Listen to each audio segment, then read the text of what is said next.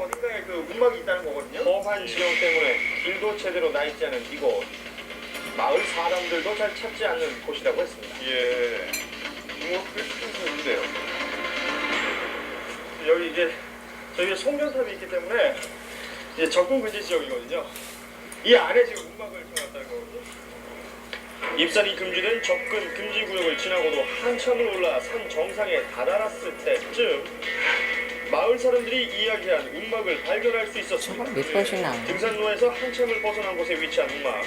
이곳에 정말 사람이 살고 있는 듯한 흔적이 곳곳에 있었습니다. 여기 뭐 빨랫줄도 연결해 빨래도 다 널려 있고 낭떠러지 옆에 위태롭게 세워진 운막. 그 안을 한번 살펴봤습니다. 작은 텐트 위에 차광막을 덮은 형태로 만들어진 운막 안에는 갖가지 생활용품들이 놓여 있었습니다. 예. 이 지금 안에는 이제 겉에는 이렇게 천막이 쳐져 있고요. 안에는 이렇게 텐트가 있어요. 그 입구에 지금 이게 신발장인 것 같은데 신발도 뭐 얼핏 봐도 한 대여섯 켤레 이렇게 뭐 아주 새 신발도 있고요. 한참을 기다려도 나타나지 않던 운막 주인을 만난 곳은 의외의 장소. 바로 경찰서였습니다. 운막 주인은 현재 절도 혐의로 경찰에 구속 수감 중인 상태였는데요. 대체 어떤 일이 있었던 것일까요? 담당 형사를 통해서 이야기를 들을 수 있었습니다. 수업을 시작할 이유는 뭘까요? 생계형이죠, 생계형. 말 그대로 필요한 것은? 그렇죠. 자기가 필요하니까 쌀도 있고요. 네. 그러면 저기 까먹던 반찬. 예, 고가의 물건이 아닌 생필품 위주의 물건을 훔쳐서 산속 운막 생활을 이어갔다는 피의자. 산속 생활을 한 지 3년째라고 했습니다. 처음에 그 문막을 지으신 이유는요? 처음에는 집에 나와서 마땅히 볼 곳이 없어서 텐트 있는 그 산에서 지으면서 좀 있다가 다시 내려가려고 했는데 계속 있다 보니까 일도 뜻대로 안 되고 하늘에서 꼬이고 해서 하다 보니까 계속 살게 됐어. 어쩔 수 없이 선택했다는 산속 운막 생활. 3년 동안 마을에서 훔친 물건들로 운막 안에 살림살이를 하나씩 물려갔습니다. 생활하면서의 불편함 같은 건 없으셨어요? 크게 불편함 느끼시고 그냥 혼자 있는 게 좀 안 될 때가 있습니다. 단지 외형만 허름한 운막이었을 뿐 실제로 사람이 생활하는데 전혀 불편함이 없을 정도의 수준이었습니다. 건거했을 당시에 아주 놀랐어요. 너무 깨끗해가지고. 그 산에서 살다 보니까 무료하기 때문에 노트북도 가져가고 TV를 시청하기 위해서 내비게이션을 가져가고. DMB를 보기 위해서. 그렇죠. 예. 도대체 어떻게 이런 생활이 가능했을까요?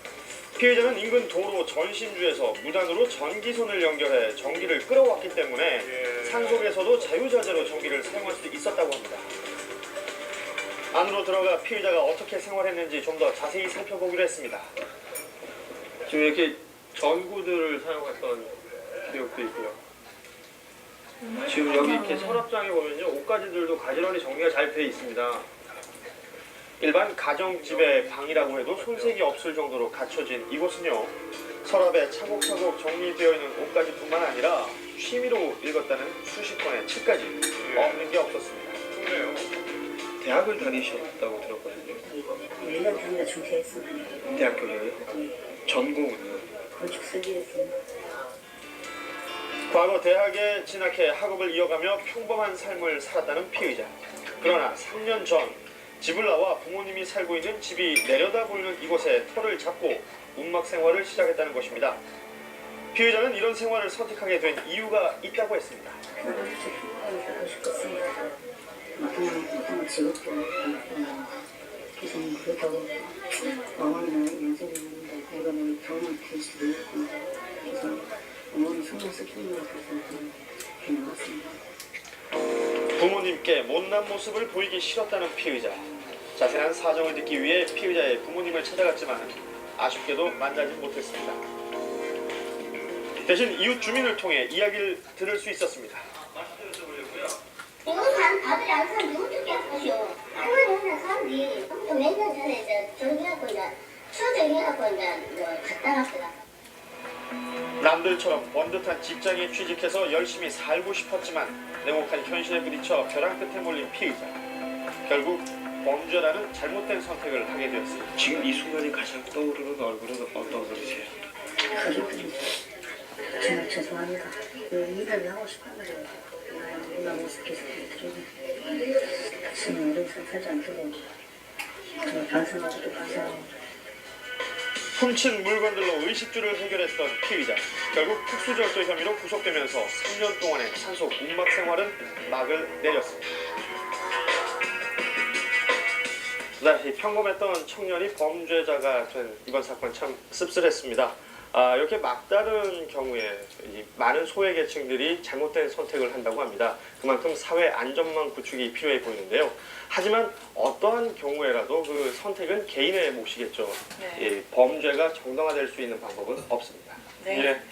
자, 이번 순서는 우리 이웃들의 이야기 사람